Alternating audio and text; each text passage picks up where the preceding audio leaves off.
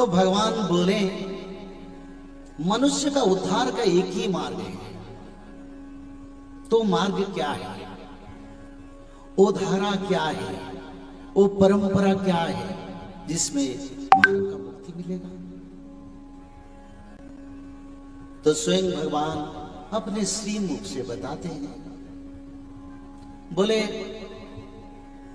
कोई लाखों वर्ष तपस्या करे, ध्यान से सुनो, ये तत्व हमारी कथा धर्म प्रचार है, हमारी कथा व्यवसायिक कथा नहीं है। हम धर्म प्रचार के लिए आए हैं। आगे आपदा आ रहे हैं, मानव सभ्यता का रक्षा के लिए यहां कथा हो रहा है। हाँ, यहां की भक्तों ने सहयोग किया, पर ये कोई व्यवसायिक कथा नहीं है, ये सत्संग है, ये धर्म प्रचार कार्य है। आप ध्यान से सुनो, क्या मैं बताता हूं उसको सुनो, मैं प्रश्न पूछूंगा।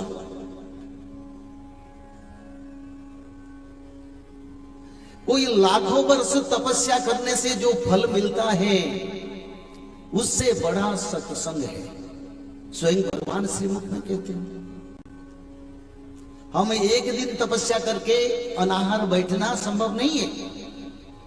100 वर्ष, 1000 वर्ष, 100,000 वर्ष तपस्या संभव नहीं है। तो भगवान कहते हैं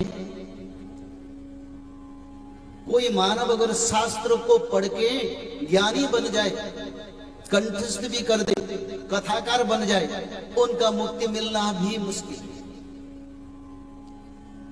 कोई पूजा करे, जप करे, भगवान के लिए व्रत करे, एकादशी पालन करे, तभी भी मुक्ति मिलना संभव नहीं होगा। तो खुद भगवान बोलते हैं जप तप शास्त्र होम यज्ञ वेदों सबसे परे सत्संग, और ये कलयुग नहीं, चारों युग में सत्संग ही मानव का मुक्ति का मार्ग है। और वहीं पर कोई भक्त मेरे को कुछ मांगता है ना, मैं आनंद में उसको प्रदान कर देता हूं। बिनु सत्संग विवेक न होई, यानी ये मानव जीवन का उद्धार केवल केवल सत्संग। जब एक साथ सभी भक्त बैठते हैं और भगवान की गुण कीर्तन का विचार होता है, उसी समय जिसका मन में भक्ति आता है, जिसका मन में भगवान के प्रति क्षमा कृपा और आशीर्वाद का इच्छा प्रकट होता है। जीवन में न जाने कितना पाप किए हैं, पर पाप छुड़ाने वाला एक क्षेत्र है जो भगवान ने बोले ना वेदों से, ना तपस्या से, ना शास्त्र अध्ययन से, ना पूजा से, ना व्रत से, ना एकादशी से, ना कोई भी कार्य से, एक ही मार्ग है सत्संग। कौन सा सत्संग? व्यापारिक सत्संग में मुक्ति नहीं होता है। क्यों? ना जो कथाकार कथा करते हैं वो पहले से पैसा के ऊपर नजर डालते हैं, उनका भक्ति नहीं रहता। और जो लोग देते हैं ना, वो लोग भी बोले हम तो पैसा दिए, 2 घंटा सुनेंगे, 3 घंटा सुनेंगे, चल जाएंगे। तो इसमें भक्ति कहां है? तो धर्म बटा जाता है, धर्म को जो बांटते हैं वो अमृत बन जाता है। और धर्म जब ऐसे सत्संग मिलता है तब मानव का मुक्ति मिलेगा। 1000 सत्संग होता है भारत में, पर मुक्ति का मार्ग तब होगा जब वो बांटने वाला धर्म प्रचार कार्य होगा। आनंद से एक बार हरि गोविंद चले आओ, गोपाल चले आओ।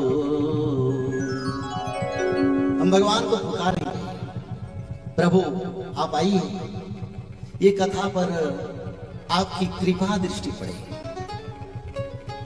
क्योंकि शास्त्र में हमने पढ़े कलो जत्र जत्र भागवत कथा तत्र तत्र हरिर जाति गौरी वसुतवच्छलम। जहां जहां भागवत कथा होता है वहीं पर शंकर भगवान माता भवानी आते हैं अपने परिवार को लेके। और कौन आते हैं? भगवान आदि विष्णु आते हैं, महाविष्णु सनातन आते हैं, माता महालक्ष्मी भी आते हैं। सर्व देवी देवता आके उस क्षेत्र पर विद्यमान होते, ये शास्त्र में लिखा है। भागवत महापुराण के पहले स्कंद में इसका रचना है। गोविंद चले आओ, गोपाल चले आओ, हे मुरलीधर माधव घनश्याम चले आओ। सब तालियां बजाएंगे और भगवान को बुलाएंगे, प्रभु आप आइए और ये सत्संग में हमको कृतार्थ करिए। गोविंद चले आओ, गोपाल चले आओ, गोविंद चले आओ, गोपाल चले आओ, गोविंद चले आओ, गोपाल चले आओ, गोविंद चले आओ, गोपाल चले आओ। और बड़ा विनाशकारी समय आएगा। कौन बचेंगे? जो लोग त्रिकाल संध्या करेंगे, जो लोग माधव नाम भजन करेंगे, जो लोग भगवत महापुराण, श्रीमद् भागवत महापुराण में भगवत गीता का बात नहीं कर रहा हूं, मैं श्रीमद् भागवत महापुराण का बात कर रहा हूं। शाकाहारी बन के त्रिकाल संध्या करना पड़ेगा।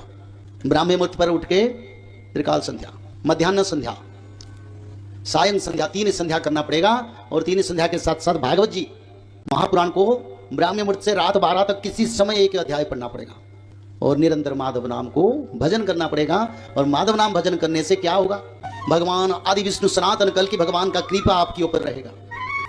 जब यहाँ गोलियां बरसेगा, मिसाइल बरसेगा, पंचवत का प्रलय होगा, तब माधव नाम भज के भक्त लोग रक्षा हो जाएंगे और तृतीय विश्व युद्ध के बाद सत्य युग का आगमन होगा। जय श्री माधव। जल प्रलय, महामारी और भूकंप, अग्नि प्रलय, वर्ल्ड वार 3 और महाविनाश, ये तो एक दिन होना ही है। लेकिन इस सब से आप बच कैसे सकते हैं? सबसे पहले नॉनवेज खाना छोड़ दीजिए, अंडा भी नहीं खाना है, और किसी भी तरह का नशा मत करिए, और गलत काम मत कीजिए, और सत्य, प्रेम, दया, क्षमा और शांति का आचरण कीजिए। और 3 चीज कीजिए। उसमें से सबसे पहला है त्रिकाल संध्या यानी त्रिसंध्या। उसको दिन में 3 बार करते हैं। जैसे सुबह में करते हैं ब्रह्म मुहूर्त में, सुबह 4 बजे से लेकर के 6 बजे के बीच में आप कभी भी कर सकते हैं। लेकिन आपको समय नहीं मिला तो समय आप आगे पीछे कर सकते हैं, आधा घंटा 1 घंटा पीछे कर सकते हैं। दोपहर में 11:30 बजे से लेकर के दिन का 1 बजे तक कर सकते हैं। उसके बीच में शाम को 5 बजे से लेकर के 6:30 बजे तक कर सकते हैं। दिन भर में 1 बार नहा के त्रिकाल संध्या जरूर करें। बाकी समय आप हाथ पैर मुंह धोकर भी कर सकते हैं और 3 बार आप श्री गंगे बोल करके स्टार्ट कर सकते हैं। जो दूसरा उपाय है वो है श्रीमद् भागवत महापुराण पठन। दिन में 1 अध्याय जरूर पढ़े, दिन भर में 1 अध्याय जरूर पढ़े। वो भी ना हो सके तो 1 पन्ना तो जरूर पढ़े। अगर उतना भी समय नहीं है तो 1 श्लोक जरूर पढ़े। तीसरा उपाय माधव नाम का जप करें, निरंतर करें, कोई भी काम करते हुए करें, हमेशा माधव नाम का जप करें। त्रिसंध्या का पीडीएफ, श्रीमद् भागवत महापुराण का पीडीएफ और भविष्य मल्लिका का फ्री ई बुक भविष्य मल्लिका पुराण, ये सब आपको डिस्क्रिप्शन बॉक्स में मिल जाएगा। भविष्य मल्लिका के बारे में अधिक जानकारी के लिए आप भविष्य मल्लिका के वेबसाइट पर संपर्क कर सकते हैं भविष्यमल्लिका.com। और अधिक जानकारी के लिए भी कल्कि अवतार ऑफिशियल चैनल को देख सकते हैं, जहाँ पर मल्लिका के बारे में खुलकर बातें रखी गई है, जहाँ पर आप लगभग 1000 जितना वीडियो आपको देखने को मिल जाएगा। और भी आपको अधिक जानकारी जानना है त्रिसंध्या के बारे में और कोई आपको सवाल है तो नीचे दिए गए नंबरों पर आप संपर्क कर सकते हैं।